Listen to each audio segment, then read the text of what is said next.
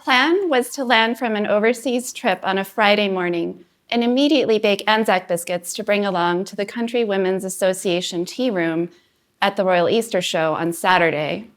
Then the pandemic changed everything. Events were canceled, my grocery deliveries failed to supply pasta or toilet paper, and 14 days of self-isolation loomed.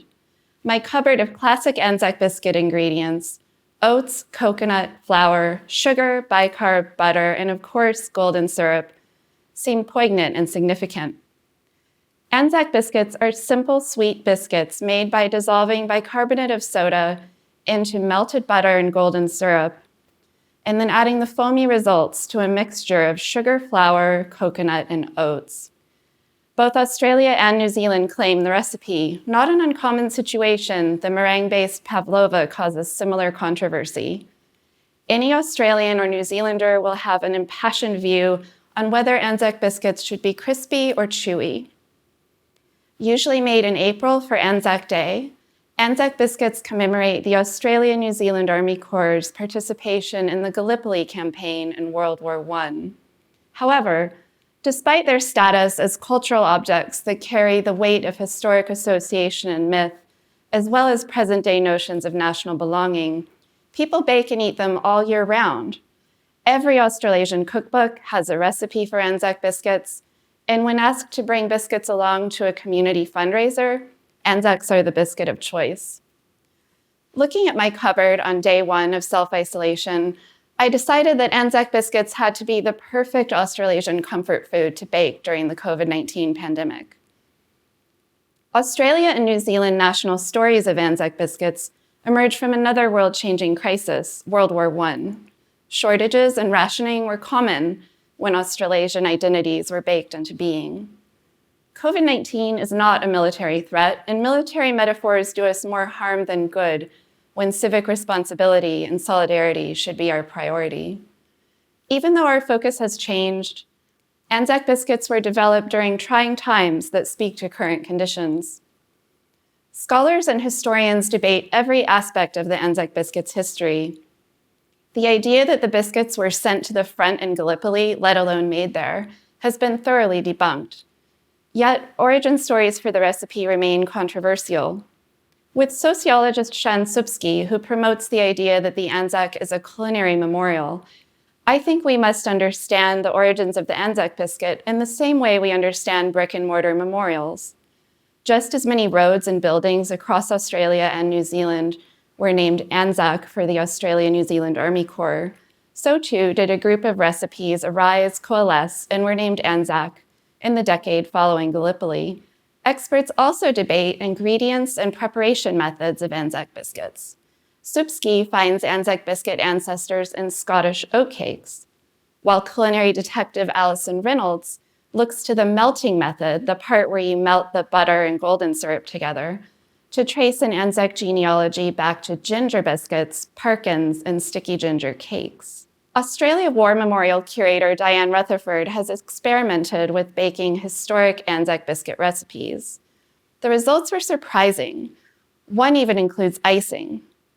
Rutherford's Anzac biscuits are so different from today's that they would likely violate Australia's Department of Veterans Affairs legislation regulating the commercial preparation of Anzac biscuits.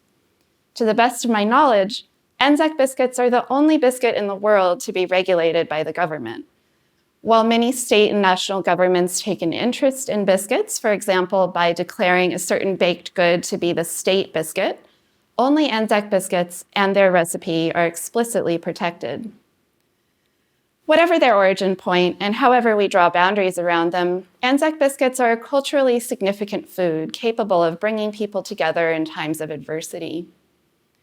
Last year, I participated in the Cementa Contemporary Arts Festival in Candos, New South Wales. In collaboration with the Candos Country Women's Association, I ran a series of Anzac biscuit baking workshops under the auspices of Tasting History, a 3-year project devoted to biscuits, culture, and national identity. Festival goers joined locals to bake Anzac biscuits in groups over 2 days. We sold what we made to raise funds for Candos CWA community projects. Our gathering in the CWA room seems unfathomable today. Groups of strangers stood shoulder to shoulder, measuring out ingredients and rolling out balls of dough together. But in many ways, our experience in Candos is as relevant as ever. Even, perhaps especially while we are apart, we long for the community that baking together provides. Belgian author and baker Rehula Isavan started the hashtag #BakeCorona, declaring that if we bake it, we will beat it. Thousands of people have joined her on Instagram, posting everything from cupcakes to hot cross buns. Our collective stress baking has given us the toilet paper cake, flourless versions of classic recipes, and a surge in celebrity bakers and chefs broadcasting from their home kitchens. With Anzac Day events canceled or televised, Anzac Biscuits seem poised to have their own Bake Corona moment. I decided to produce an online Anzac Biscuit baking event called Bake Together Anzac Biscuits Live. I invited culinary historian Alison Reynolds to join me as we had been talking about collaborating in some capacity on Anzac Day. Home bakers joined us from across Australia and New Zealand, and from as far away as New York City and London. Over 200 people responded to our invitation, which was promoted by Time Out Sydney and hosted by Samantha.